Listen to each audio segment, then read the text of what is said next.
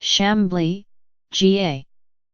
Juanita Edwards's children, grandchildren, and pets are waiting for her back home on St. Croix. The island air would be salty and familiar. Before the monster storms of 2017, she had never left the Caribbean. But if she went home now, she would quickly die. Ms.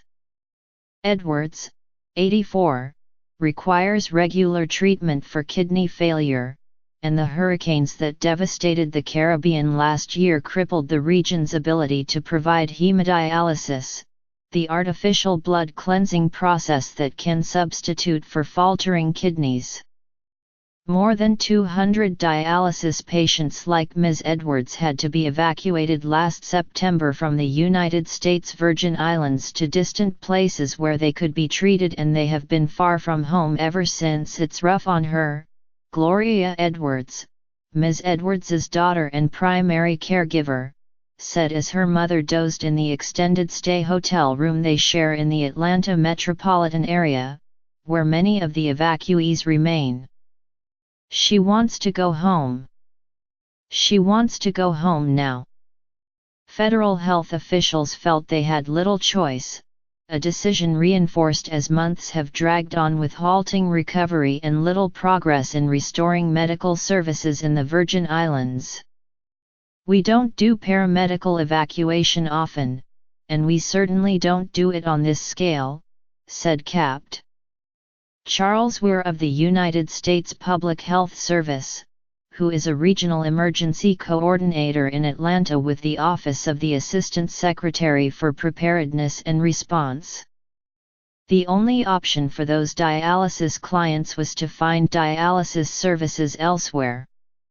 Given that they're U.S. citizens, that first option is us. Many of the patients had to be evacuated repeatedly. At least 130 dialysis patients from St. Thomas and St. John in the Virgin Islands were moved to Puerto Rico in the wake of Hurricane Irma in early September. As Hurricane Maria approached Puerto Rico 2 weeks later, around 100 of them were transferred to Florida, and then again to Atlanta. Maria's development into a Category 5 storm that devastated St. Croix forced yet another hurried relocation. On Puerto Rico, which has more than 6,000 kidney failure patients, employees of the dialysis companies Fresenius and Atlantis worked with government officials to secure generators, fuel, water, and supplies, restoring and maintaining services at most clinics throughout months of power failures across the island. Juanita Edwards was evacuated on such short notice, Gloria Edwards recalled, that she only had time to pack 3 pairs of pants, 2 shirts, shoes, and medication. She and her mother arrived at Dobbins Air Reserve Base near Atlanta in late September, part of an exodus that has tested both public and private resources. When you've got a population that's moved, it's really a whole community effort, Captain Weir said. The government has a role, the private sector has a role, community-based organizations have a role in providing all of the things that people impacted by disaster need. The dialysis patients in Atlanta, currently numbering 138, came as part of a larger federal program of medical evacuations that transported 531 patients from the Virgin Islands to the mainland for treatment, about half of them with an accompanying family member. 41 of the evacuated patients, many of whom arrived critically ill, have died, including 15 dialysis patients, who as a group often have other medical problems besides kidney failure. The program, known as the National Disaster Medical System, has been used for years to transport hospital patients out of disaster zones for treatment in unaffected hospitals. They are usually returned home quickly afterward. But officials said that the dialysis patients from the Virgin Islands have presented new challenges, because of their continuing requirement for outpatient treatment and because medical care is only one of their many needs. The situation is not without precedent. After the 2010 earthquake in Haiti, the same program airlifted patients from the Navy's hospital ship Comfort to the United States for further care. Dozens of those medical evacuees were put up in Atlanta hotel rooms, and some, including Raymond Desir, a Haitian bricklayer who underwent surgery and rehabilitation for a severe hip fracture at Southern Regional Medical Center, remain in the Atlanta area today. Many evacuees from last year's storms have settled into an uneasy routine centered in Chamblee, a diverse city northeast of downtown Atlanta that hugs two interstate highways. Days punctuated by medical care for Ms. Edwards, 3 rounds of dialysis a week, each lasting at least 3 hours, may offer little else but bouts of boredom, homesickness, and ceaseless and saddening questions about the future.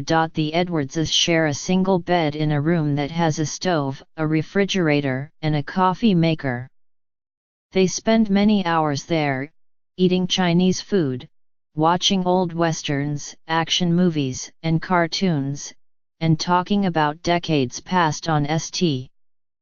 Croix. On the day this winter that Gloria Edwards turned 52, her mother started talking about the precise time she had given birth. 1:05 p.m. If my mama was here by herself, she would break down more, Ms. Edwards said. She has me, she has God, she's good to go.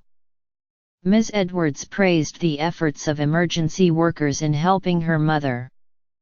But the process of making metropolitan Atlanta an evacuation site for the medically needy was marked by substantial hurdles and occasional missteps. They arrived in the middle of the night at the military base, said Micheline Dis, a group facility administrator for DaVita, a dialysis company that has worked with the government.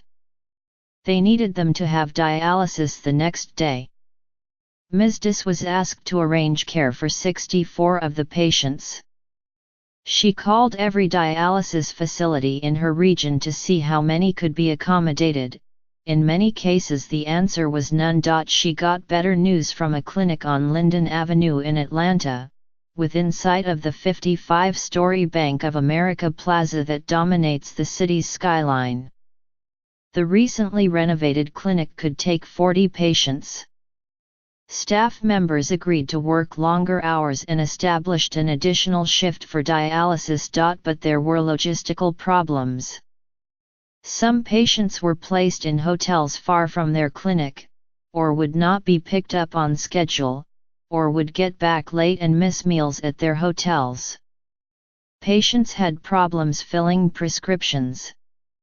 Federal officials serving brief rotations on the program were turned over frequently, and important information would sometimes be lost in the transitions. There were also struggles in the beginning, trying to meet the palate tastes of everyone, said Jean X, an Atlanta-based deputy health coordinator for the Department of Health and Human Services. Lodging and dialysis was the priority. We gave them food, but it obviously wasn't appropriate. Federal officials found themselves in unfamiliar roles, contracting chefs to cater to special medical diets with dishes that were also familiar to Icelanders, negotiating with hotels to obtain wheelchair-accessible rooms, and lining up drivers to ferry patients and their attendants to outpatient appointments. They arranged for the news-hungry Icelanders to hear radio stations from home streamed over the internet. Many of the patients reached Atlanta with few belongings, so community groups donated clothing, especially for the unfamiliar winter weather. The American Red Cross provided preloaded debit cards so patients and caregivers could buy food to prepare in their hotel kitchenettes. Employees of the Federal Emergency Management Agency and Medicare, which contracts with the Kidney Community Emergency Response Program, also provided assistance. Some of the most difficult needs to meet, though, have been psychological. These people want to go home, Ms. X said. It is a subject the Edwardses discuss often. Juanita Edwards is eager to return to the island, while her daughter is hoping to stay in Atlanta permanently. I am so comfortable here, I'm at ease, new faces, and I'm going to have a new life, Gloria Edwards said. I pray for them to go home safely and live again, but I'm not living there. There's nothing that will make me stay in St. Croix. Juanita Edwards weeps at the thought of never returning to Christiansted, the island's largest town. But it is not clear when she will be able to go back. Before the storm, there were just 2 main dialysis clinics in St. Croix. Treatment at a dialysis center requires clean water, reliable electricity, trained staff, and, because the procedure typically involves tapping into major blood vessels, the ability to transport a patient swiftly to a functioning hospital for emergency care if something should go wrong. It is a hard bill to fill now on St. Croix. Medical services in the Virgin Islands are still severely hobbled, with hundreds of staff members laid off from damaged hospitals, many types of specialty care unavailable, and emergency rooms overflowing. Modular hospital units have been ordered but will take months to arrive, and even temporary dialysis trailers and portable operating rooms are not expected for several more weeks right now. For any individual that has a high acuity health problem, we have to evacuate them off the island, said Michelle Davis, the Virgin Islands Health Commissioner. She said some patients had returned home only to be re-evacuated. It's way too much on the patient in terms of the stress, she said. So the Edwardses must wait. It's a lot of work, Gloria Edwards said. It's stressing. It's frustrating. It's tiring, depressing, everything. But there's no other choice.